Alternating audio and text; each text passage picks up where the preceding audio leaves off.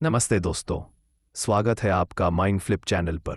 आज हम बात करने जा रहे हैं उस किताब की जिसने करोड़ों लोगों की फाइनेंशियल सोच बदल दी, Rich Dad Poor Dad by Robert Kiyosaki. ये किताब हमें बताती है कि क्यों कुछ लोग जिंदगी भर नौकरी करते रहते हैं लेकिन फिर भी स्ट्रगल करते हैं, और क्यों कुछ लोग इन्वेस्टमेंट्स और बिजनेस से फाइनेंशियल फ्रीडम हासिल कर लेते हैं। दो पिता, दो सोच और एक जबरदस्त सफर।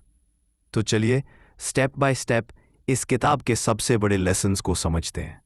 पार्ट 1, रिच डैड और पुअर डैड की सोच का फर्क। दो पिता थे। पहला थे उनके बायोलॉजिकल पिता, हाईली एजुकेटेड, अच्छी सरकारी नौकरी वाले। वो हमेशा कहते थे, पढ़ाई करो, अच्छी नौकरी पाओ और सुरक्षित रहो। इन्हें रॉबर्ट ने नाम दिया पुअर डैड। दूसरा थे उनके दोस्त माइक के पिता, बिजनेसमैन और इन्वेस्टर।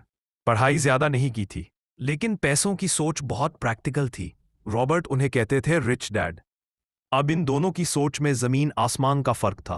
पुअर डैड मानते थे कि एजुकेशन और नौकरी ही सफलता की कुंजी है। रिच डैड मानते थे कि फाइनेंशियल एजुकेशन और एसेट्स बनाना ही असली आज़ादी है। यहां से रॉबर्ट को समझ आया कि पैसा कमाने का तरीका नहीं बल्कि पैसों को समझने का नजरिया ही फर्क पैदा करता है। Part 2, asset versus liability. किताब का पहला बड़ा सबक। रिच डैड ने रॉबर्ट को सबसे पहला लेसन दिया, एसेट और लायबिलिटी का फर्क समझो। एसेट वो चीज़ जो आपकी जेब में पैसा डालती है, जैसे किराए का मकान, डिविडेंड देने वाले शेयर, म्यूचुअल फंड्स या कोई बिजनेस। लायबिलिटी वो चीज़ जो आपकी जेब से पैसा खींच लेती है। लेकिन रिच डैड कहते थे, पहले एसेट्स बनाओ, फिर उन्हीं की इनकम से लग्जरीज खरीदो। पार्ट 3, फाइनेंशियल एजुकेशन का महत्व। रिच डैड का दूसरा बड़ा सबक था, स्कूल हमें सब कुछ सिखाते हैं लेकिन पैसे की पढ़ाई नहीं कराते। हम अलजेब्रा, हिस्ट्री और साइंस सीखते हैं लेकिन हमें कभी ये नहीं सिखाया जाता टैक्स कैसे बचाना है, इन्वेस्टमेंट कैसे करनी है, वेल्थ कैसे बिल्ड करनी है। इसलिए बहुत से हाईली एजुकेटेड लोग भी पैसों के मामले में स्ट्रगल करते हैं। रॉबर्ट कहते हैं कि फाइनेंशियल एजुकेशन अपने आप सीखनी पड़ती है। जितना आप बैलेंस शीट, कैश फ्लो और इन्वेस्टमेंट समझोगे उतना ही आपके फैसले बेहतर। क्या आपने कभी बैठकर अपनी इनकम और एक्सपेंसेस लिखी है? अगर नहीं तो आज से शुरू कीजिए। यही पहला कदम है फाइनेंशियल एजुकेशन का। पार्ट 4, पैसे के लिए मत काम करो, पैसे को अपने लिए काम करना सिखाओ।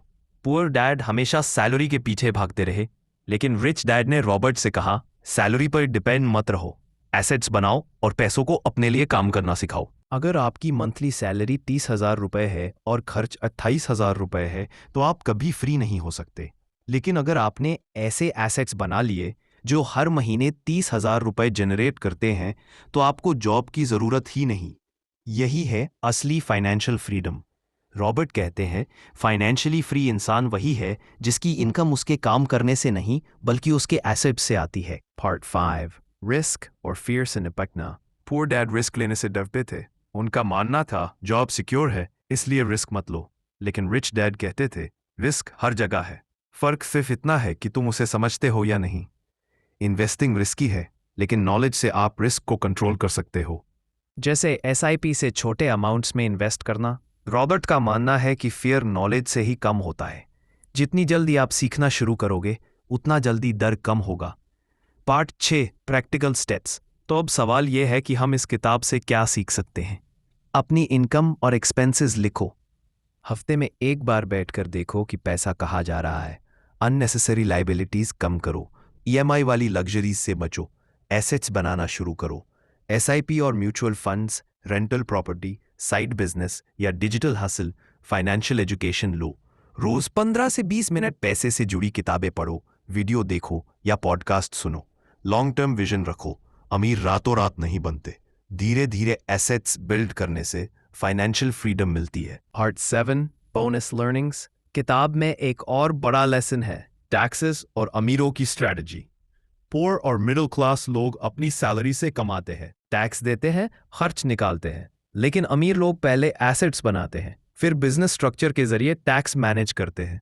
रिच डैड का प्रिंसिपल था, मिडिल क्लास पैसों के लिए काम करता है लेकिन अमीर एसेट्स और सिस्टम्स के जरिए पैसा को अपने लिए काम कराते हैं। अब सवाल आपसे, आप किसकी सोच अपनाना चाहेंगे, पुअर डैड की या रिच डैड की? कमेंट में जरूर बताइए। अगर आपको यह वीडियो अच्छा लगा हो तो लाइक और शेयर करें, और हाँ, चैनल को सब्सक्राइब करना मत भूलिए। क्योंकि हम हर हफ्ते आपके लिए ऐसी लाइफ चेंजिंग किताबों का सार लेकर आते हैं। धन्यवाद।